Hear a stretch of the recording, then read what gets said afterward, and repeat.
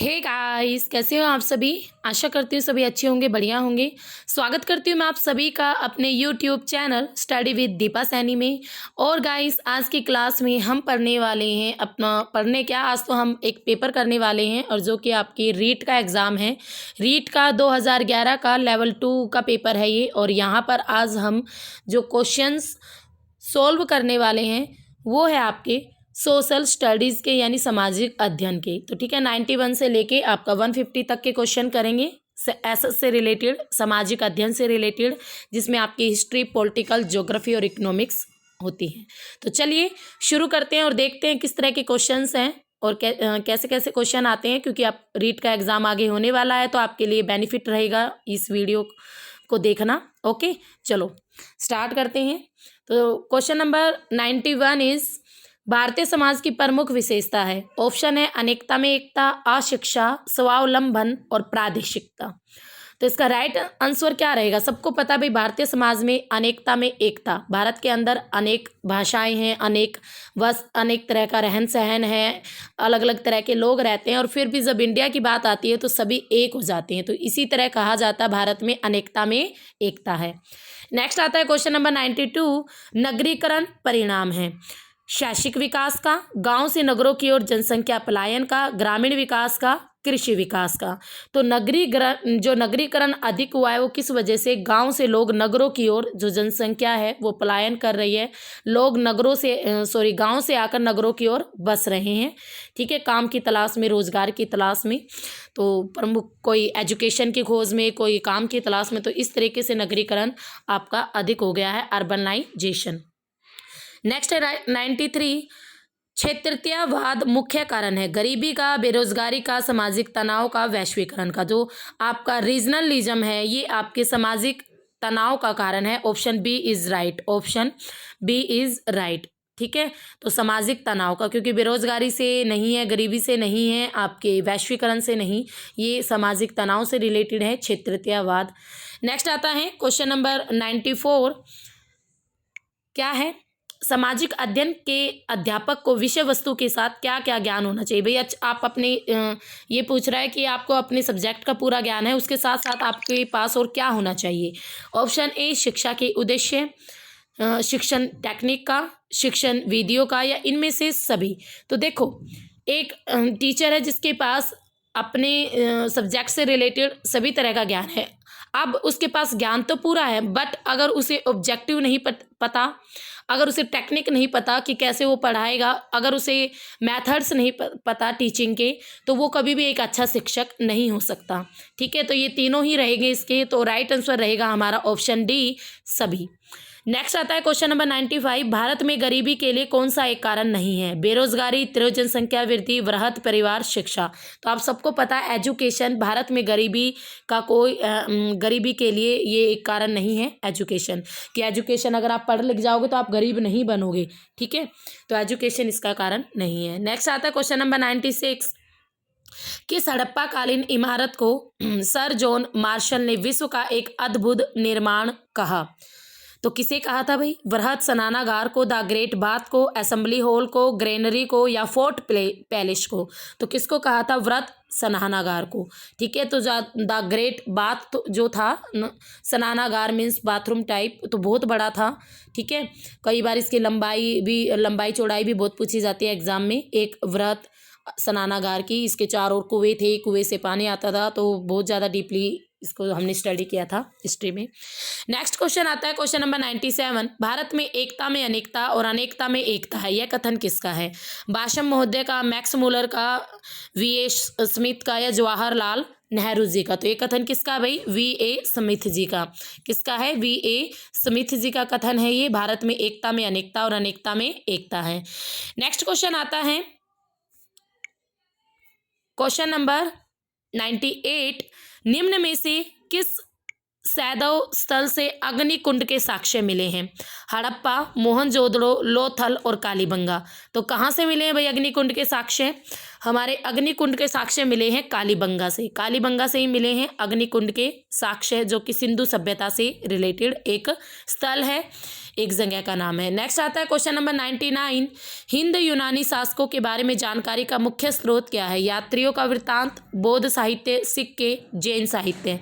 तो भाई जो आपके हिंद यूनानी शासकें हैं उनके बारे में हमें जो जानकारी मिलती है वो सिक्कों से मिलती है, कॉइन्स से मिलती है। किससे? सिक्कों से। नेक्स्ट आता है क्वेश्चन नंबर 100, गीता है, गीता क्या है? एक वेद है, आपका एक स्वतंत्र महाकाव्य है, एक रामायण का पाठ है, या एक महाभारत का पाठ है। तो गीता क्या है? आप सबको पता है, महाभारत के जब युद्ध हो रहा था कुरुक्षेत्र के अंदर, तो श्री कृष्ण जी ने अर्जुन जी को गीता का उपदेश दिया था। तो वो जो उपदेश उस वक्त उनको अर्जुन जी को सुनाए गए थे, वही उपदेशों की ये बुक है गीता, जिसे भारत में पवित्र ग्रंथ भी माना जाता है। ठीक है, तो ये आपके किसका पाठ हुई? महाभारत का पाठ है ये गीता। नेक्स्ट आता है क्वेश्चन 101, गुप्त काल में सुदूर पश्चिम में प्रमुख व्यापारिक केंद्र था? विदिशा, अहिच्छत्रा, पुरुषपुर या पैठन। तो गुप्त काल में पश्चिम की ओर आपका जो प्रमुख व्यापारिक केंद्र था उसका राइट आंसर है पैठन। क्या है? पैठन। नेक्स्ट आता है क्वेश्चन नंबर 102, भारत का राष्ट्रीय चिन्ह लिया गया है? भारत का राष्ट्रीय चिन्ह लिया गया है सांची स्तंभ से, इलाहाबाद स्तंभ से, सारनाथ स्तंभ से, लुम्बिनी स्तंभ से। ये क्वेश्चन तो बहुत बार रिपीट हुआ है और इसका आंसर आई थिंक सबको पता भी होगा, सारनाथ स्तंभ से। नेक्स्ट आता है क्वेश्चन नंबर 103, लोग घरों में ताला नहीं लगाते थे। फाहियान ने ये किस शासक के बारे में लिखा है? तो किस शासक के टाइम पर, मतलब इतना अच्छा टाइम था कि लोग घरों में ताला भी नहीं लगाते थे, चोरी वगैरह भी नहीं होती थी। तो भाई कौन थे वो महापुरुष? रामगुप्त, चंद्रगुप्त फर्स्ट, समुद्रगुप्त, चंद्रगुप्त, विक्रमादित्य। तो चंद्रगुप्त विक्रमादित्य का जो टाइम था वो बड़ा ग्रेट माना जाता है। फाहियान कहता है कि इस टाइम पर लोग अपने घरों में ताला भी नहीं लगाते थे, तो चोरी चकारी वगैरह बिल्कुल भी इस टाइम पर नहीं होती थी। नेक्स्ट आता है क्वेश्चन नंबर 104, महाबलीपुरम के प्रसिद्ध मंदिर किस शासक के शासन के अंतर्गत बने थे? पल्लव, चोल, चालुक्य, काकतीय। तो इसका राइट आंसर रहेगा भाई पल्लव। किसके शासक थे? पल्लव। नेक्स्ट है 105, भारतीय इतिहास में पहली बार लोगों के जन्म और मृत्यु का पंजीयन किस काल में हुआ? तो बढ़िया क्वेश्चन है ये, और ये आपका एक एग्जाम में और आया था। तो जब भारतीय इतिहास में सबसे पहली बार लोगों के कितने लोग पैदा हो रहे हैं, कितने लोग मर रहे हैं, इस चीज़ का जो ब्यौरा रखा गया था वो किस काल में रखा गया था? तो वो आपके मौर्य काल में रखा गया था, मौर्य पीरियड के अंदर। नेक्स्ट आता है क्वेश्चन नंबर 106, शेख सलीम चिश्ती का मकबरा कहाँ स्थित है? तो इसका मकबरा कहाँ स्थित है? फतेहपुर सीकरी में। ठीक है, अकबर के टाइम पर थे, तो फतेहपुर सीकरी में शेख सलीम चिश्ती जी का मकबरा स्थित है। नेक्स्ट आता है क्वेश्चन नंबर 107, नूहे स्पीहर के रचनाकार है? तो नया क्वेश्चन है ये। नूहे स्पीहर के रचनाकार हैं दारा सिको, अमीर खुसरो, मलिक मोहम्मद जायसी, शेख निजामुद्दीन औलिया। तो जो अमीर खुसरो जी हैं, अमीर खुसरो की थी ये रचना, नूहे स्पीहर। नेक्स्ट आता है क्वेश्चन नंबर 108, दक्षिणी भारत में चिश्ती सिलसिले का प्रमुख केंद्र था? गुलबर्गा, बीजापुर, गोलकुंडा, बीदर। तो इसका राइट आंसर रहेगा भाई गुलबर्गा। राइट आंसर रहेगा गुलबर्गा। तो दक्षिण भारत में जो चिश्ती सिलसिले थे उनका प्रमुख सेंटर पॉइंट था गुलबर्गा। नेक्स्ट आता है क्वेश्चन नंबर 109, संत दादू की मृत्यु किस स्थल पर हुई थी? तो संत दादू की मृत्यु कहाँ पर हुई थी? सांबर के अंदर, नारायणा, आम्बेर, पुष्कर। तो कहाँ हुई थी भाई? नारायणा में। नारायणा में संत दादू जी की मृत्यु इस स्थल पर हुई थी। नेक्स्ट आता है क्वेश्चन नंबर 110, संत जाम्बो जी का जन्म कहाँ हुआ? तो देखो, संत जन्म, मृत्यु और कई इसी तरह के तरीके के 2011 में क्वेश्चन पूछे जा रहे हैं। तो संत जाम्बो जी का जन्म कहाँ हुआ था? तो संत जाम्बो जी का जन्म हुआ था भाई आपके पीपासर में। पीपासर में, ठीक है, पीपासर के अंदर आपके संत जाम्बो जी का जन्म हुआ था। The meaning of the word Dastak. Dastak शब्द से क्या तात्पर्य है? 111 क्वेश्चन। दस्तक शब्द का मीनिंग क्या है? गुलामी, फैक्ट्री, बंदरगाह, शुल्क मुक्त व्यापार। तो इसका राइट आंसर रहेगा शुल्क मुक्त व्यापार, यानी ड्यूटी फ्री ट्रेड। ठीक है, तो इस तरह का जो व्यापार होता है उसे कहते हैं दस्तक। नेक्स्ट आता है क्वेश्चन नंबर 112, अकबर के चित्तौड़गढ़ पर आक्रमण के समय वहां का शासक कौन था? जब अकबर ने चित्तौड़गढ़ पर आक्रमण किया था, 67-68 के बीच, तब वहाँ का शासक कौन था? तो वहाँ का शासक महाराणा प्रताप, जयमल, महाराणा उदय सिंह, महाराणा अमर सिंह। तो उस वक्त अकबर के चित्तौड़गढ़ पर आक्रमण के समय वहाँ के शासक थे महाराणा उदय सिंह। कौन थे? महाराणा उदय सिंह। नेक्स्ट आता है क्वेश्चन नंबर 113। किस मुगल बादशाह के काल को हिंदी साहित्य का स्वर्ण युग कहा जाता है? किसको कहा जाता है भाई हिंदी साहित्य का स्वर्ण युग? किस मुगल बादशाह के काल को? औरंगजेब ने तो हिंदुओं पर बहुत बुरा व्यवहार किया था, उनको धर्म परिवर्तन से लेकर, तो ये तो बिल्कुल नहीं होगा। जहांगीर तो भाई खुद ही अनारकली के चक्कर में था, फिर बाद में नूरजहां ने ही शासन चलाया था। जहांगीर तो नाम का शासक था। शाहजहां भी, हाँ इमारतें तो इसने काफ़ी अच्छी अच्छी बनाई, बाकी फिर भी ज़्यादा कुछ कहा नहीं जा सकता। तो नेक्स्ट आता है आपका अकबर। तो इसका राइट आंसर रहेगा अकबर, क्योंकि अकबर ने बहुत सारे काम किए थे, कई शहर भी बसाए थे। ठीक है, तो अकबर के काल को हिंदी साहित्य का, और इसके टाइम पर आपके हिंदी जो साहित्य है वो काफ़ी फला फूला था अकबर के टाइम पर। तो इसीलिए, क्योंकि इसके एक रानी भी थी ना जोधाबाई, वो भी एक राजपूत से रिलेटेड थी, हिंदू थी। तो इसी वजह से इसका अकबर के माइंड, इसकी सोच बदली, और फिर इसके टाइम पर जो साहित्य रचा गया, इसी वजह से अकबर के टाइम को हिंदी साहित्य का स्वर्ण युग कहा जाता है। नेक्स्ट आता है क्वेश्चन 114। कौन से फ्रांसीसी यात्री ने 6 बार भारत की यात्रा की है? कौन से ने की है भाई? मनुची, थेवनोट, बर्नियर या टेवरनियर? तो जो टेवरनियर महोदय ने भारत की 6 बार यात्रा की है, और ये एक आपके फ्रांसीसी यात्री थे। ठीक है, कौन से थे? फ्रांसीसी यात्री। नेक्स्ट क्वेश्चन आता है क्वेश्चन नंबर 115। आईने ए अकबरी में अबुल फजल ने मनसबदारों की कितनी श्रेणियों का उल्लेख किया है? 22, 33, 44, 66। तो कितनी श्रेणियों का उल्लेख किया है? 66 श्रेणियों का उल्लेख किया है। नेक्स्ट आता है क्वेश्चन नंबर 116। भारत के प्रथम स्वतंत्रता संग्राम 1857 का कानपुर में नेतृत्व किसने किया था? तात्या टोपे ने, नाना साहेब ने, लक्ष्मीबाई ने या कुंवर सिंह ने? तो किसने किया था? नाना साहिब ने कानपुर में नेतृत्व किया था, जब आपके 1857 की क्रांति हुई थी, उस वक्त की बात है ये। नेक्स्ट आता है क्वेश्चन नंबर 117। 1857 के दौरान लिखित पुस्तक मांझा प्रवास के लेखक कौन है? तो मांझा प्रवास के राइटर कौन है भाई? तो मांझा प्रवास के राइटर है विष्णु भट्ट गोडसे। कौन है? Option A is right, Vishnu Bhatt Godse. ठीक है, तो विष्णु भट्ट गोडसे मांझा प्रवास के राइटर हैं, लेखक है। नेक्स्ट है क्वेश्चन नंबर 118। महान नागा महिला गिंडाल्यू को रानी की उपाधि किसने दी थी? एक नागा की महिला थी गिंडाल्यू, इसको रानी की उपाधि किसने दी थी? ऑप्शन देखते हैं। रविंद्रनाथ टैगोर ने, महात्मा गांधी, जवाहरलाल नेहरू या सुभाष चंद्र बोस जी ने? तो किसने दी थी? जवाहरलाल नेहरू महोदय ने जो नागा महिला गिंडाल्यू को रानी की उपाधि दी थी। महात्मा गांधी ने अपनी आत्मकथा किस भाषा में लिखी?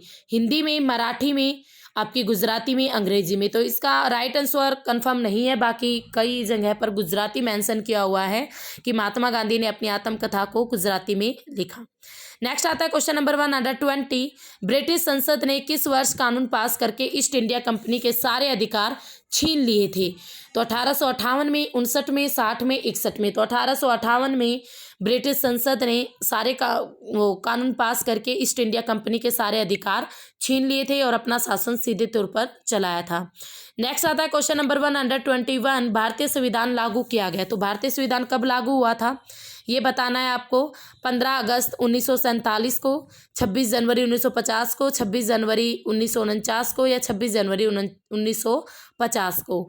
तो भारतीय संविधान आपका 26 जनवरी 1950 को, हर बच्चा जानता होगा 26 जनवरी हम गणतंत्र दिवस, रिपब्लिक डे के रूप में भी बनाते हैं, और 1950 से बनाते आ रहे हैं, जब भारत का संविधान लागू कर दिया गया था। ठीक है, नेक्स्ट आता है 122। भारतीय संविधान के भाग 4 और अनुच्छेद 50A में नागरिकों के कितने मूल कर्तव्य वर्णित है? इजी सा क्वेश्चन है। तो वही नागरिकों के कुल 11 कर्तव्य वर्णित है। पहले 10 थे और फिर 11 हो गए। शिक्षा के मूल अधिकार को और जोड़ दिया गया, एक ड्यूटीज के रूप में इसे बना लिया गया। ठीक है, तो 11 कर्तव्य शामिल हैं। नेक्स्ट आता है क्वेश्चन नंबर 123। संविधान निर्मात्री सभा की पहली बैठक कब आयोजित की गई थी? 15 अगस्त 1947, 26 नवंबर 1949, 9 दिसंबर 1946, 26 जनवरी 1930। तो देखो 9 दिसंबर 1946 को संविधान सभा की पहली बैठक हुई थी। अस्थायी तौर पर इसके सच्चिदानंद स्वामी जी इसके अध्यक्ष थे। ठीक है, 2 दिन बाद दूसरी बैठक हुई 11 दिसंबर और उसके परमानेंट सदस्य थे राजेंद्र प्रसाद। फिर 2 दिन बाद फिर तीसरी बैठक हुई 13 दिसंबर 1946 को। तो इस तरीके से संविधान सभा की बैठकें हुई थी। तो पहली बैठक 9 दिसंबर 1946 को कंप्लीट हुई थी। नेक्स्ट आता है क्वेश्चन नंबर 124। भारतीय संविधान में 44वें संशोधन के अंतर्गत मूल अधिकारों की संख्या कितनी है? तो आप सबको पता है भाई, भारतीय संविधान में पहले आपके मूल अधिकार 7 थे, पर अब कितने हैं? 6 हैं। भारत में मौलिक अधिकार जो हमारे फंडामेंटल राइट हैं, तो कितने अधिकार हैं हमारे पास? 6 अधिकार हैं। पहले 7 थे, तो आपका संपत्ति के अधिकार को हटा दिया गया है और अब उसको एक कानूनी अधिकार बना दिया गया। अब वो आपका मौलिक अधिकार नहीं रहा। नेक्स्ट आता है क्वेश्चन नंबर 125। भारतीय संविधान की कौन सी विशेषता नहीं है? प्रजातांत्रिक पद्धति, मूल अधिकार और कर्तव्य, प्रत्येक नागरिक को रोजगार की सुरक्षा और स्वतंत्र न्यायपालिका। तो इसका राइट आंसर रहेगा ऑप्शन सी, प्रत्येक नागरिक को रोजगार की सुरक्षा। तो संविधान में ऐसा कहीं नहीं लिखा गया है कि प्रत्येक नागरिक को रोजगार की सुरक्षा देंगे, कि हाँ भाई अगर ऐसा कुछ होता ना तो भारत में इतनी बेरोजगारी नहीं होती इस वक्त। ओके, चलते हैं आगे अपने क्वेश्चन नंबर 126 पर। राजस्थान से लोकसभा के लिए निर्वाचित सदस्यों की संख्या है। ये राजस्थान से रिलेटेड है आपका क्वेश्चन। देखते हैं 21, 26, 30, 25। तो इसका राइट आंसर रहेगा भाई, क्वेश्चन आंसर रहेगा 25। तो राजस्थान में लोकसभा के लिए निर्वाचित सदस्यों की संख्या है 25। नेक्स्ट आता है क्वेश्चन नंबर 27। भारत का राष्ट्रपति चुना जाता है किसके द्वारा? भारत के नागरिकों के द्वारा। नागरिक तो नहीं चुनते।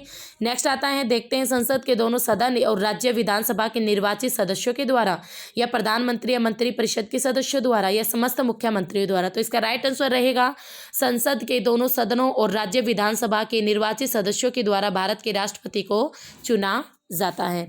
नेक्स्ट आता है क्वेश्चन नंबर 128। भारत का सर्वोच्च सेनापति कौन है? प्रमुख सेना अध्यक्ष, मुख्य न्यायाधीश, राष्ट्रपति और प्रधानमंत्री। तो कौन है भाई? राष्ट्रपति। भारत का सर्वोच्च सेनापति कौन है? राष्ट्रपति। नेक्स्ट आता है क्वेश्चन नंबर 129। भारत में सर्वोच्च न्यायालय के मुख्य न्यायाधीश की नियुक्ति करता है उपराष्ट्रपति, प्रधानमंत्री, राष्ट्रपति, राष्ट्रपति और प्रधानमंत्री। तो सर्वोच्च न्यायालय यानी सुप्रीम कोर्ट का भी आपका जो जस्टिस होते हैं, चीफ जस्टिस, उनकी नियुक्ति कौन करते हैं? तो उनकी नियुक्ति हमारे राष्ट्रपति जी करते हैं। ठीक है, तो राष्ट्रपति के द्वारा होते हैं। भारत का सबसे प्रथम व्यक्ति माना जाता है राष्ट्रपति। बहुत सारी नियुक्तियां करता है राष्ट्रपति। ठीक है, नेक्स्ट आता है क्वेश्चन नंबर 130। राज्यसभा का सभापति कौन होता है? उपसभापति, गृह मंत्री, विपक्ष का नेता, राज्यसभा के सदस्यों द्वारा निर्वाचित व्यक्ति। तो इसका राइट आंसर रहेगा उपराष्ट्रपति। राज्यसभा का who is the speaker of Rajya Sabha? तो राज्यसभा के स्पीकर कौन होता है? उपराष्ट्रपति। नेक्स्ट आता है क्वेश्चन नंबर 131। देखते हैं क्या है। पृथ्वी का सबसे बड़ा महाद्वीप है? तो हमें सबको पता है, कॉमन सा क्वेश्चन, आसान सा क्वेश्चन, सीधा देख लेंगे। हमारी पृथ्वी का सबसे बड़ा महाद्वीप है एशिया महाद्वीप, जिसमें हमारा भारत भी आता है। नेक्स्ट है क्वेश्चन नंबर 132। यू आकार की घाटी किसके द्वारा बनाई जाती है? तो देखो ये थोड़ा पीजीटी लेवल का क्वेश्चन आ गया डीपली। नदियों द्वारा, हवाओं द्वारा, हिमानी द्वारा, भूमिगत जल के द्वारा। तो जो आपकी नदियां हैं पहले वो वी शेप की घाटी बनाती हैं। अपनी बहती हुई नदी अपनी तली को काट कर अपनी गहराई में वी शेप की आकार बना लेती हैं, और इसके बाद फिर नदियाँ क्या करती है, इस वी शेप में इसको दोनों तरफ से इसके किनारों को काटती है, फिर ये घाटी आपकी यू शेप की बन जाती हैं। तो इस प्रकार से आपकी नदियाँ यू आकार की घाटियों का निर्माण करती हैं। नेक्स्ट आता है क्वेश्चन नंबर 133। परतें किन चट्टानों में होती है? यानी आपकी लेयर्स किस प्रकार की चट्टानों में होती है? बिल्कुल इजी सा क्वेश्चन, अवसादी। राइट आंसर रहेगा अवसादी, यानी सेडिमेंट्री रॉक्स के अंदर आपकी लेयर्स पाई जाती हैं। ठीक है, बाकी आगन्य और रूपांतरित में ये लेयर्स नहीं होती। नेक्स्ट है 134। वायुमंडल की सबसे निचली परत है? तो ये भी बिल्कुल इजी सा क्वेश्चन, समताप मंडल, ओजोन मंडल, क्षोभ मंडल, आयन मंडल। तो जो आपकी क्षोभ मंडल है यही वायुमंडल की सबसे निचली परत है, सबसे सघन परत है। मौसम रिलेटेड सभी आपकी घटनाएं इसी में ही होती हैं, ठीक है। नेक्स्ट आता है क्वेश्चन नंबर 135, भारत में सर्वाधिक लवणता वाला सागर है? लाल सागर, अरब सागर, बाल्टिक सागर, मृत सागर। तो सबसे अधिक लवणता आपकी मृत सागर में, इन चार ऑप्शंस में, ठीक है। तो मृत सागर में सबसे अधिक लवणता, सबसे अधिक खारी देखने को मिलता है। नेक्स्ट आता है क्वेश्चन नंबर 136, भारत का कौन सा प्रदेश प्राचीन गोंडवाना भूभाग से संबंधित है? हिमालय, थार मरुस्थल, गंगा का मैदान, दक्षिण का पठार। तो भारत का जो पथरीला इलाका कौन सा आपका डेक्कन प्लेट्यू यानी दक्षिण का पठार, यही भारत का प्राचीन गोंडवाना भूभाग से संबंधित है। जो दक्षिण का पठार है भारत के अंदर, जिसे हम प्रायद्वीपीय पठार भी कह देते हैं। नेक्स्ट आता है क्वेश्चन नंबर 137, सुंदरी वृक्ष किस प्रकार के वनों में पाए जाते हैं? ज्वारीय वन में, शीतोष्ण वन में, मरुस्थलीय वन में, भूमध्य सागरीय वन में। तो जो आपके सुंदरी वृक्ष गंगा और ब्रह्मपुत्र के सुंदरवन डेल्टा में देखने को मिलते हैं, सुंदरी नामक वृक्ष, तो ये आपके ज्वारीय वनों की श्रेणी में आते हैं, ट्राइडल फॉरेस्ट में, ठीक है। नेक्स्ट आता है क्वेश्चन नंबर 138, उत्तरी भारत में शीतकालीन वर्षा का कारण है?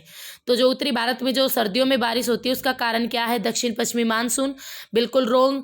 आपके मानसून दक्षिण पश्चिम मानसून से तो गर्मियों में वर्षा होती है। शीतलहर, बिल्कुल रोंग। शीतलहर आपकी कोई वर्षा थोड़ी ना होती है, तो ठंडी ठंडी हवाएं होती हैं, इनमें से सभी बिल्कुल रोंग। राइट आंसर इज पश्चिमी चक्रवातीय विक्षोभ, यानी जो आपके पश्चिम की ओर से जो चक्रवात आते हैं, भूमध्य सागर से उठकर जो चक्रवात आते हैं, इन्हीं चक्रवातों के वजह से ही इन भूमध्य सागर पर जो चक्रवात पैदा होते हैं वो आपके मध्य एशिया से बहते हुए आगे भारत में, आपके उत्तरी भारत में सर्दियों में वर्षा करते हैं, जिसे शीतकालीन वर्षा भी कहते हैं। नेक्स्ट आता है क्वेश्चन नंबर 139, सिंदरी किसके उत्पादन के लिए फेमस है? पेट्रो रसायन, सूती वस्त्र, रासायनिक उर्वरक या आपका सीमेंट। तो जो सिंदरी है ये आपके रासायनिक उर्वरक के उत्पादन के लिए फेमस है, ठीक है। तो इसको आप याद रखना, सिंदरी रासायनिक उर्वरक। नेक्स्ट आता है क्वेश्चन नंबर 140, भागड़ा नांगल परियोजना किस नदी पर है?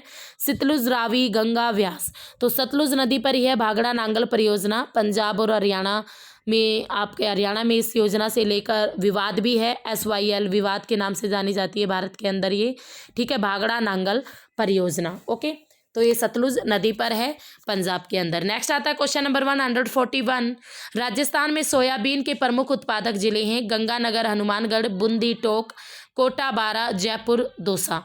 तो ये आपका राजस्थान से रिलेटेड है और इसका राइट आंसर रहेगा राजस्थान में जो कोटा और बारा है ये आपके सोयाबीन के प्रमुख उत्पादक जिले हैं। नेक्स्ट क्वेश्चन आता है क्वेश्चन नंबर 142, राजस्थान के किस जिले में टंगस्टन का उत्पादन होता है? तो भाई देखो, राजस्थान को भी अच्छी तरीके से करके जाना, बहुत क्वेश्चन पूछे गए राजस्थान से भी। तो राजस्थान के भीलवाड़ा, उदयपुर, नागौर, जयपुर। तो जो नागौर है ना राजस्थान का, नागौर के अंदर, नागौर में टंगस्टन का उत्पादन होता है। नेक्स्ट आता है क्वेश्चन नंबर 143, वर्षा जल संग्रहण लाभदायक है? सिंचाई के लिए, कृषि के लिए, जल विद्युत उत्पादन के लिए, भूमिगत जल स्तर को सुधारने के लिए। तो जो आपका improvement of underground water level, तो आपका जो अंडरग्राउंड वाटर है उस जो लेवल है उस वाटर लेवल में इम्प्रूवमेंट लाने के लिए वर्षा जल संग्रहण किया जाता है, बारिश के जल को इकट्ठा किया जाता है, जिसे कहते हैं रेन वाटर हार्वेस्टिंग।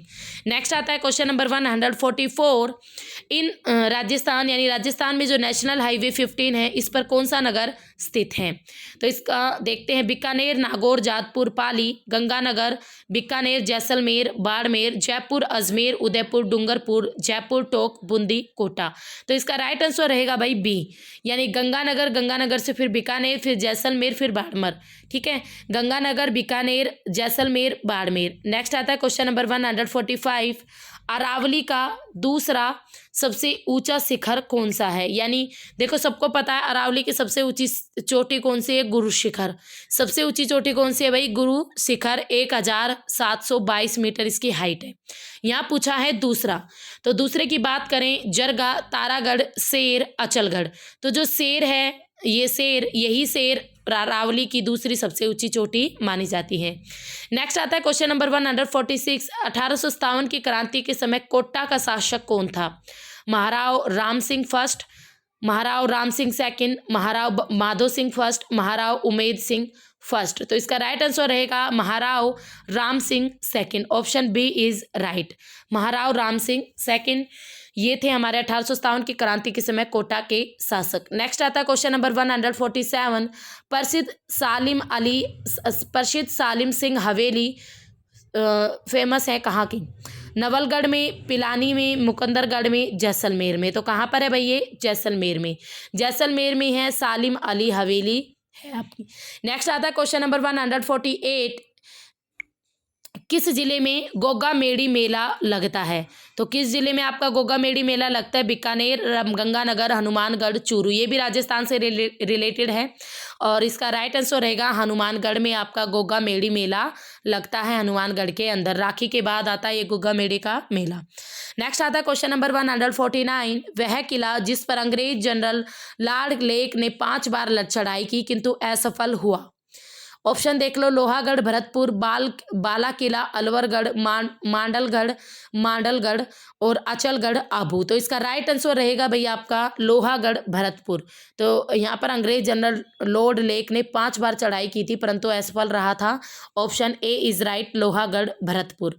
नेक्स्ट आता है क्वेश्चन नंबर 150। मेवाड़ प्रजा मंडल के प्रथम अध्यक्ष कौन थे? राइट ऑप्शन देख लो, माणिक्य लाल वर्मा, बलवंत सिंह मेहता, भूरे लाल बया और रमेश चंद्र व्यास। तो इसका राइट आंसर रहेगा बलवंत सिंह मेहता। यही थे आपके जो कि मेवाड़ प्रजा मंडल के प्रथम अध्यक्ष थे। तो यहाँ पर आपका जो एसएसटी वाला पार्ट 2011 का रीड क्वेश्चन पेपर कंप्लीट होता है। आई थिंक आपको सारी चीज़ें क्लियर हो गई हैं और कुछ डाउट रह जाए तो आप कमेंट कर सकते हो, आपके कमेंट का जवाब मैं इजीली दे दूँगी। और इसके साथ साथ भाई अगर आपको वीडियो अच्छी लगी हो तो वीडियो को प्लीज़ लाइक कर देना, शेयर कर देना, सब्सक्राइब कर देना ताकि फ्यूचर में भी आप मेरे चैनल के साथ जुड़ सको। और इसके साथ साथ अब हमारे पास आपके नेट लेवल की जियो और पीजीटी लेवल की जो ज्योग्राफी है दोनों का ही पेड कोर्स अवेलेबल है। जो स्टूडेंट अपनी अच्छी तैयारी करना चाहते हैं नेट की और पीजीटी लेवल की, पीजीटी यानी आप DSSB, KVS, NVS, तो इन सभी की ही अच्छी तरीके से तैयारी करवाई हुई है। उसके साथ PDF भी आपको मिलेंगे जिसमें काफ़ी क्वेश्चन प्रैक्टिस सेट होंगे। तो काफ़ी अच्छी तैयारी आपकी यहाँ से होने वाली है। तो इसके लिए आपको करना क्या है, आपको अचीवर्स एकेडमी ऐप डाउनलोड करनी है। ठीक है, अचीवर्स एकेडमी ऐप डाउनलोड करो और वहाँ से आप पेड कोर्स खरीद लो और आफ्टर दैट अपनी तैयारी अच्छी तरीके से कर लो ताकि आपका एग्ज़ाम भी क्लियर हो जाए। तो फिर मिलेंगे भाई, तब तक आप इन सारी इन्फॉर्मेशन को, सारी चीज़ों को अच्छी तरीके से पढ़ लेना। Okay, have a nice day.